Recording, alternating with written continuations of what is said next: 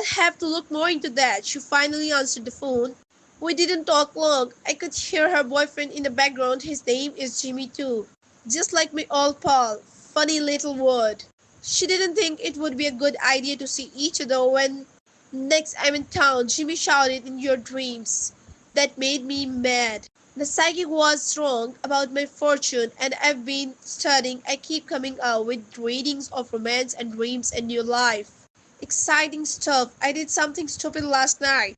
Emma called to tell me she broke up with Jimmy. I got the car started as we talked, but she told me not to come. She just needed to tell someone. So I drove to a bar instead. It's been a long time since I've done that. Is a bartender a good therapist? Anyway, I was pulled over afterward and spent the night in lockup. But they let me go in the morning after I paid the fine. That's it. I'm never doing that again. Never drinking, never thinking about Emma, and never writing in this again. Goodbye, journal. Hell life, I'm as one reborn from death into new life, with new hope inflamed inside me. I had a vision as I drowned. All went black save for a single spot of brilliant emerged. I felt the word and embrace, and I knew it must be her spirit beckoning me from beyond. I'm now resolved to do it. It is the opportune night when spirits may cross over, and I will not shun my opportunity. I beg you all, book, be my medium as into the void. I go after her spirits, be my ensure in the world, so I don't get lost in the vast empty cosmos. Up, up, up. I go up and out of my mind and in my soul. Where are you, my love, my life? Don't let me drift aimlessly, airlessly, always out of me. Into you be a beacon for my shining. In the darkness of my soul, dark as your raven. Here I see you, I see your emerald star. In that we will have new life, but if I can't have you, what good is my flesh? I drown for you, die for you, I'm coming for you to bring you back with me. I hear your voice, it whispers to me.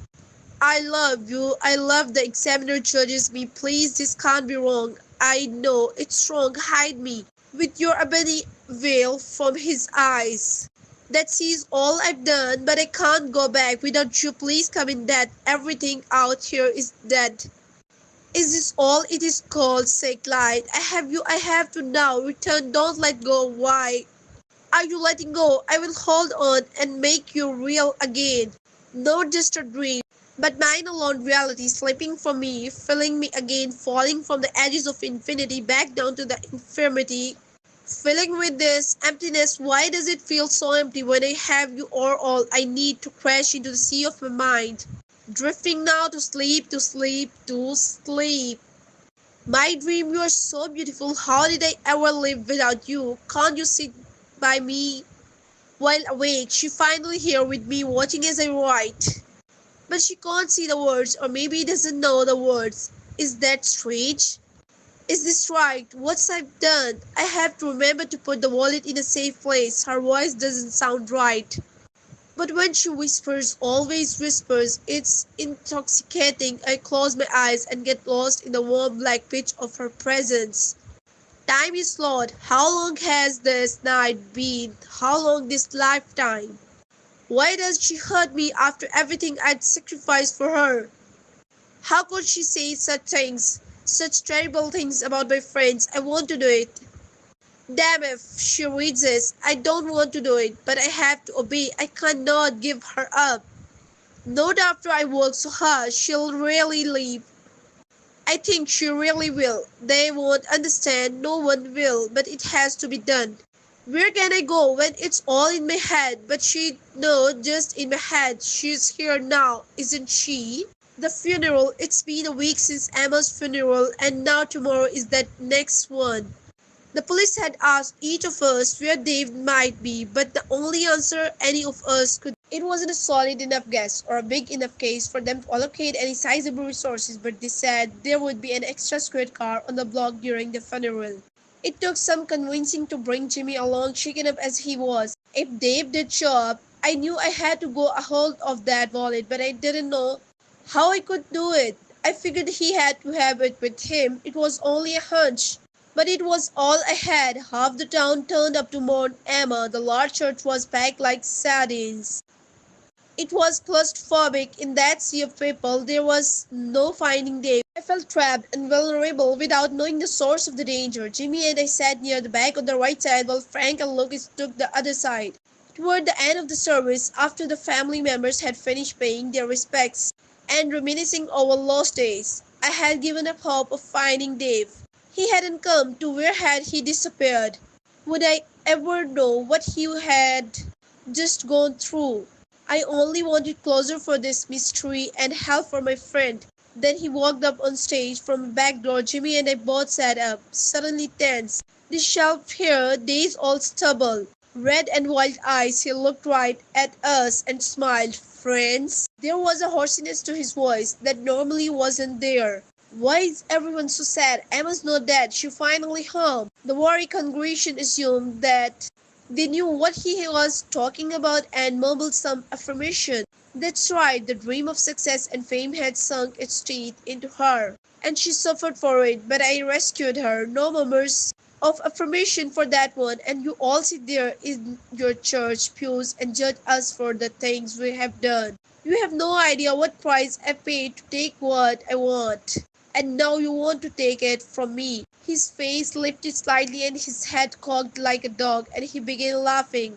I got the feeling then that we weren't supposed to be there, that we'd made a mistake is coming. Some man near the front stood up and started to approach the stage. He said something about fate and end of the universe. Even as they grabbed him, he crazed sermon flowed from him like someone reciting an ancient incantation with exaggerated fervor. I'll try to remember everything I can. It might be important. I'm the servant of my lady, and it is by my hand that the Tyrian gate has been opened once more. Your souls are lost while I'm at her side. And now none of you will be able to stand against the tide of darkness that floats down from the emerged star to raise up the chthonic city in reclamation of its bright-eyed dominion. You will all fall prey to the sirens of Osmodes and Beelzebub, as you have already fallen prey to your own lust for comfort and pleasure and power. When the stalker of dreams grabs hold of you, your soul will never be found. But Jimmy and I did not stick around to listen for long to that infernal speech. We were outside when the police rushed in and the screaming started. I glanced back, and through the crumbling bodies I saw Emma standing up from her casket and bright green flames shooting from Dave's eyes. The police report is wrong. I know what it saw. Jimmy tells me I need to get my facts straight. He won't say it, but he thinks I'm crazy. I'm not crazy. The next thing I remember is driving my car. Dave was in the car fighting with me, grappling from the steering wheel. Eyes still blazing green. Jimmy unconscious in the back seat. The car busted into the rail yard, and it took all my strength to avoid the train. Then we were on the bridge. Jimmy came to us. We ran through the side barrier. He scrambled out the rear door as the car came to rest teetering. Front tires over the edge. I tried to plead with Dave to stop, but his hands were on my throat. I hit him as hard as I could in the face, which made him turn toward the windshield for only a moment. He must have seen the rushing waters of the river down below us. When he turned back to me, the green in his eyes dimmed and faded. His grip on me relaxed. The car launched forward as if being pulled into the river like a backward battle. With an underwater angler, their face suddenly changed from madness to fear, and he grabbed a hold of my hand. He looked deep into my eyes, pressed something large into my hand, said, "I'm sorry," then pushed me out of the door. Jimmy caught my shirt to keep me from spilling over the edge as the car plummeted into the abyss. I stood there and stared at the aftermath flowing swiftly away from me until the sirens arrived. The object in my hand was the wallet. Inside the wallet was the picture of Emma.